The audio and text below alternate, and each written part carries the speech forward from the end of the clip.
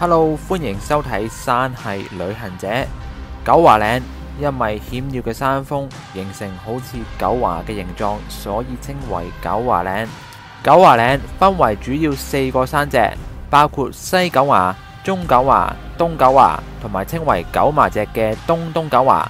上次我哋就同大家行咗中九華同埋東九華，今次就會去試下行西九華。本身今日係諗住三衙全走㗎，但係今日嘅雲層比較厚啊，所以能見度都比較差，所以我哋就更改行程，直接上閻王壁，淨係行西九華。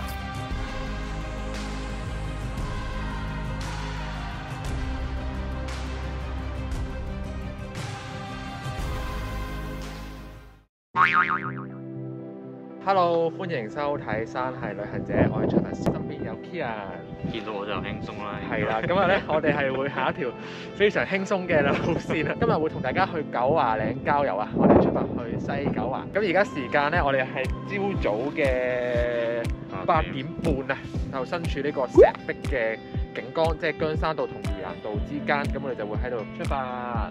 好，我哋今日嘅行程係由石壁水塘出發，經過石壁郊遊徑上西九華、閻王壁到斬齊坳，再沿住鳳凰山落返昂坪嘅心經絞林，全長大概6.5公里度，難度呢就屬於4.5星嘅高級路線。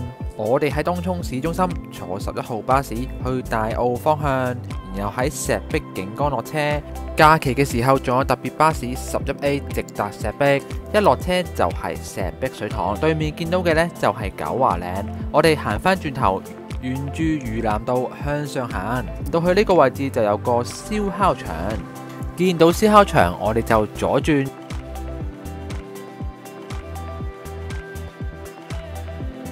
行到咁上下就會見到有引水道。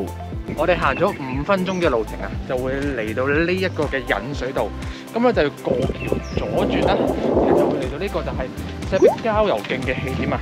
由呢度行過去西九華都成差唔多1幾公里嘅，所以咧我哋要行一大段嘅路。咁呢度就係石壁郊遊徑啦 C1511。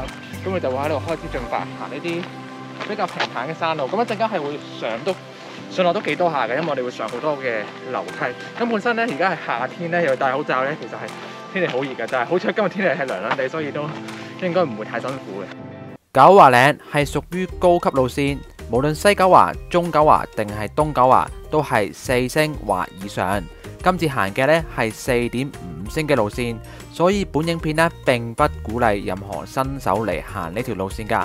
就算你要行呢條路線，麻煩做足準備，睇多啲影片，望清楚個路況，睇下自己係咪真係能夠應付先至好嚟。咁呢條影片呢，淨係分享我哋嘅旅程，並不鼓勵大家上山。同埋上山記得留意天氣，落雨就千祈唔好行西九華。我自己行西九華之前都做咗唔少嘅功課，睇咗好多影片，做足準備先至嚟行，所以成個路況我都大概了解嘅。行山最緊要一樣嘢就係安全第一。我哋行咗大概15分鐘啊，0.82公里啊，就嚟到呢一個危險牌。我哋就唔喺度上去嘅，知唔知呢度去邊啊？呢度去翻我哋我哋唔係之前就係上。係啊，呢個就係去中九華嘅。咁我哋就要繼續向前行去呢個西九華。我哋行緊呢條啦係石壁郊遊徑啊，都係啲普通山路。之前就行過2次，有一次行淨係齋行呢個石壁郊遊徑，真係悶到黐線啊！行咗43分鐘，2.71公里就嚟到九華嶺嘅起點，就係呢一個大字西九華。先見到一個牌啦，寫住懸崖危險，切勿前進，同埋呢個前面小路附近曾發生致命或嚴重意外，請勿前往。所以呢條片呢，只係分享我哋嘅經歷啫，並不鼓勵大家上西九華。呢一個牌同我哋之前喺南蛇尖或者中九華嘅牌呢，有一個唔同之處嘅，係咪出個分別？哇！真係個分別咧會好大嘅，就係呢個牌係斜㗎，成個危險感好似係大升啊！呢個真係。其實我哋之前行過中九同東九啦，但係網上有好多人就話其實係西九係最易嘅。北京嚟㗎。係啦。咁所以我哋就要嚟試下究竟西九最易，啲人話中九最難啊！我哋咪咁樣行。中九最難。咁我哋應該易啲喎，今次。今次係啩？我唔知喎。咁我哋而家就會沿住呢一個西九華嘅3個字啦，就會上山。咁一開段咧，我哋係要全部都係呢啲大石嘅，所以大家一定要小心注意安全啊！咁呢條路線我哋而家係要大概攀升約70米度嘅。咁呢一段係應該我哋成個旅程最多嘅攀爬位置㗎啦。咁之後去到後段都係險要嘅，但係就冇咁高。哇，好多大石啊！呢個位。西九華呢條路線有3個比較難嘅位置，一開段就係第一個嘅困難位。咁我哋就唔會行呢邊啦，我哋喺左邊上。一開段我哋要爬過一嚿又一嚿嘅大石，而且非常之斜，真係少啲體能都唔得啊！大部分時間都要手腳並用，唔少人啦行一開段已經卡晒關啦，最好就量力而為啦。如果真係行唔到，就建議呢個位置好翻轉頭啦。出發之前其實都睇咗好多影片關於西九崖。初頭覺得呢段路都可能會幾大挑戰性，但呢度嘅大石其實高低差都唔算特別大，而且超多嘅踏腳位，所以我自己呢就好輕易就應付到嘅。穩陣嘅啲石，但係就會多，都唔係話好多碎石，所以還好。知我啊 OK 啊，但係唔知咧爬晒先，因為而家都成20幾度嘅，加上我哋戴住口罩，所以都會比較緩慢咁樣上去。上一次行九華嶺呢，就係中九華上山，然後東九華落山。一開始就介紹過啦，話好多人話西九華係最易，但係我睇過唔同嘅影片呢，就覺得西九華係最難，所以之前呢都淨係去過中九同東九，就一路都唔敢嚟西九。因為網上有好多影片都睇到啦，西九華係比較多手腳並用嘅位置，而且都比較多懸崖位㗎。咁我自己行完過中九同西九之後呢，就覺得中九華嘅險要位置係相對比較少，個人覺得中九華嘅危險性會低啲，但係中九華嘅碎石就比較多，所以行起上嚟就會有些少嘅困難。而東九華係最多碎石㗎，無論上定落都好，東九華我覺得係最難嘅。但係每一個人所屬性都唔同，有啲人啦可能比較中意爬大石，咁西九華對於佢哋嚟講就會比較容易。但係都係嗰句啦，每個人嘅能力都唔同，呢條路線對你嚟講可能容易，但係對於其他人嚟講就可能係難。行到咁上下，望翻轉頭就可以見翻石壁水塘。睇完風景，左邊就開始出現一啲比較懸崖峭壁嘅位置，所以要注意安全。行呢啲路線個判斷力都好重要㗎，因為你要揀條合適自己嘅路線。好似呢個位咁，左右都有路線可以上到去，咁就要睇下自己嘅能力啦。都係嗰句，安全第一，先至可以睇到更加靚嘅風景。離開咗頭先嘅大石位置之後，相對就會容易少少啊。呢度就似返中九華嘅山路。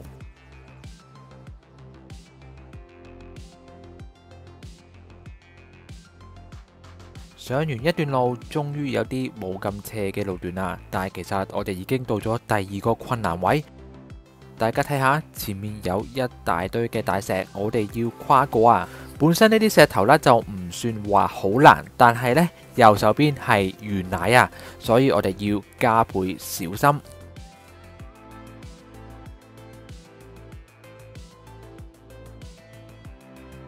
而家嚟到呢個位置咧，即係都開始難話點樣教大家點樣行，因為有好多唔同嘅選擇。咁大家按照自己嘅能力咧，揀條合適嘅路線。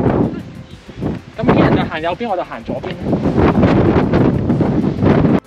西九華除咗新手不宜之外，畏高者都不宜㗎。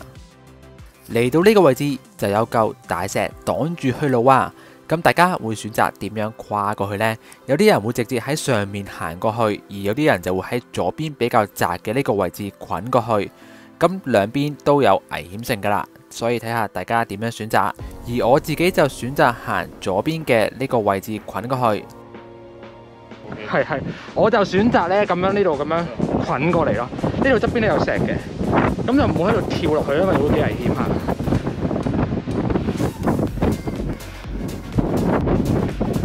係啦，睇落都唔係好難，其實呢個位置。其實西九華一直已經好想嚟㗎，但係之前一路都唔敢嚟，因為都睇咗唔少嘅影片。但係嚟到呢度之後，發覺其實就唔係話好難咯，我自己覺得。可能因為我哋啲運動相機 GoPro 咧都係比較廣角啊，所以側邊可能都會扭曲咗，所以睇人哋嘅影片就會覺得好險要。但係自己行起上嚟咧，就覺得呢條路其實都幾闊下㗎。之後嘅路段就會不斷咁樣上斜，但係難度就相對比較低。我哋而家即將進入呢個雲層，唔係即係相對嚟講，碎石冇咁多啦，同埋啲位都係闊少少。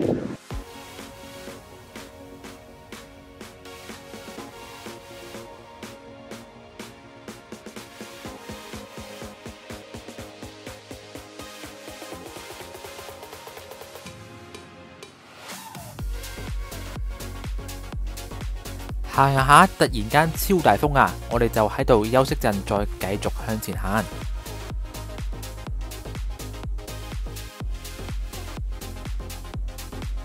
之後嘅路段就相對會容易少少，但兩邊呢就比較險要嘅，所以都係慢慢行會比較適合。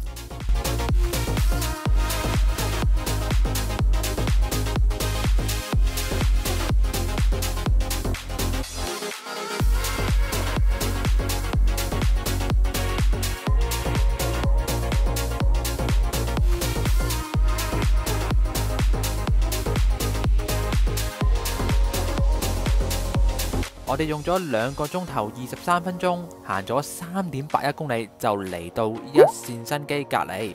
但係因為風勢比較強大啊，所以我哋就放棄一線生機，繼續上炎黃壁。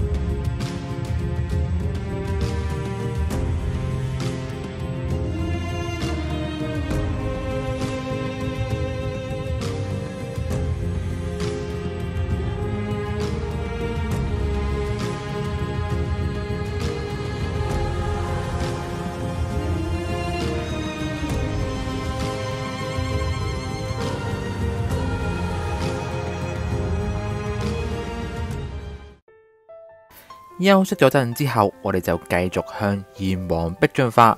聽到呢個名就覺得可怕啦，但係其實炎黃壁相比起西九、中九或者東九都嚟得容易，所以陣間嘅路段都會輕鬆少少。呢個位置係我哋最後一個嘅難關，呢個位置高低差超大啊！我選擇嘅呢就喺左手邊嘅呢個位置落去。我哋要喺度上面落嚟啦。咁呢個位置，呢個呢有下面有幾個石位嘅，可以扶，即係有腳踏腳位喺度落嚟會安全少少咯。但係一定要小心呢個位。不過呢個唔係太穩啦，下面嗰嚿可能會好啲。係啦，呢個位置係啊，見到左側左腳有個石，係啦。可能除袋嗰啲頭先我都棘住咗。OK。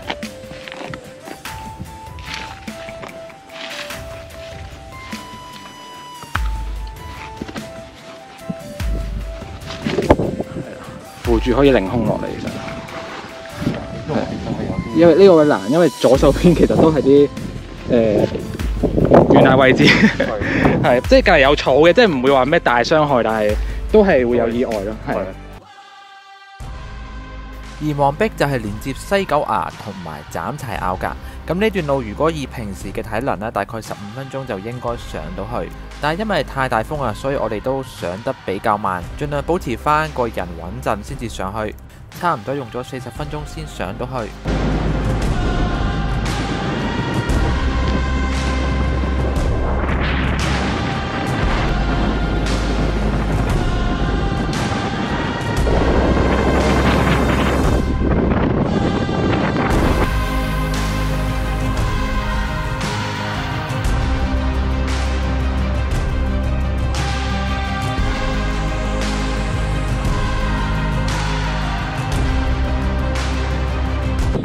哋嚟睇下 Kieran 個口罩。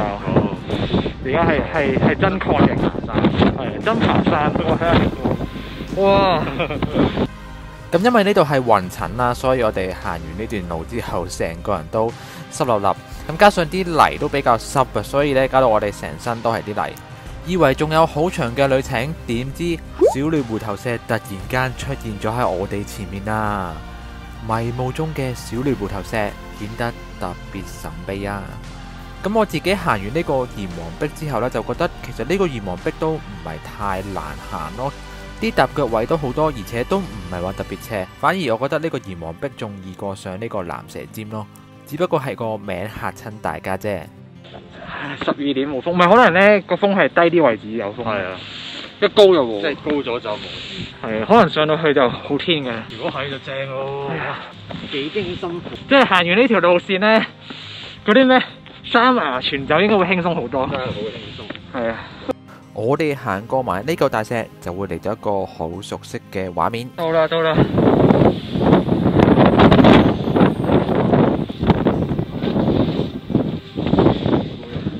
我哋行咗3個半鐘嘅苦戰，練咗3個半鐘就由西九華上到嚟，斬柴拗啊！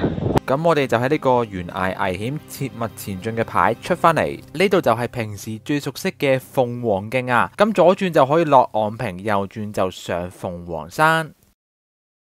本身呢，我哋就諗住上一上鳳凰山，然後喺白公坳嗰度落山㗎。但係呢，因為個天色都好似冇乜好轉啊，所以我哋就改行程啊，直接落昂坪。咁落昂坪應該係成條路線嘅最大挑戰啊！因為有無限嘅天梯，雖然已經行過幾次，但係都依然係覺得好辛苦。唉，而家時間我哋行咗4個鐘頭19分鐘啊，嚟到心經減能，行咗5.62公里。哇！我覺得我哋行完呢個西九華之後呢，即係應該好多路線都可以 handle 到。但係我自己覺得呢，炎黃壁呢，啲人講到好似好難好難咁樣啦。其實我覺得又唔係話特別難咯，因為其實應該話我哋行過好多呢啲山路咯，已經唔係話。唔係，其實我咧，我話咧，一開始上去嘅時候咧，我自己咧都有少少怯地嘅。即係你講大風嗰度定係？大風嗰度。你過咗之後咧，哇！即係你achieve到嗰一樣嘢，嗰個開心就真係好滿足咯。係咯，真心係。真係驚，真係驚嘅。因為左右係懸崖，你又勁大風，即係眼鏡係蒙晒又睇唔到嘢咧。係啊，跟住啲石又濕咧。但係真係好正咯，即係完成完之後真係好正咯。完成完之後，我覺得仲可能開心過行嘅考牌路線。係啊，真係喎，真係喎。咁我哋下次就揾日真係天氣好嘅時候，就行呢個三麻全走，應該會輕鬆好。係好輕鬆。咁下次我哋就可以去輕鬆三麻全走啊。係咯，跟住頭先其實係行到去，突然間見到小鳥回頭石咧，嗰刻我係好興奮咯。係啊，依個又係喎。原來到喎。太大霧啊！你完全就冇留意到。跟住，原來咁近嘅咋？真係。即係老實講，如果天氣涼涼地又好天咧，西九華加呢個炎黃壁其實其實幾好行，幾好玩咯。即係我唔敢話好易行，大家可以行啦。即係呢個不負責任啦，我哋安全嚟第一。係啊係啊，新手係難嘅，因為好多攀爬位，畏高者唔適宜行，因為兩邊都懸崖。我哋唔驚，因為大霧度睇唔到懸崖。係啊，真係睇唔到嘅。咁我哋三麻全走見，記得俾個 like 我 subscribe channel，同埋撳埋 subscribe 隔離嘅鐘仔，最新影片通知你。亦都記得 share 同埋 comment。我哋下次再見。拜拜。記得安全第一，睇好天氣先好行山。拜拜。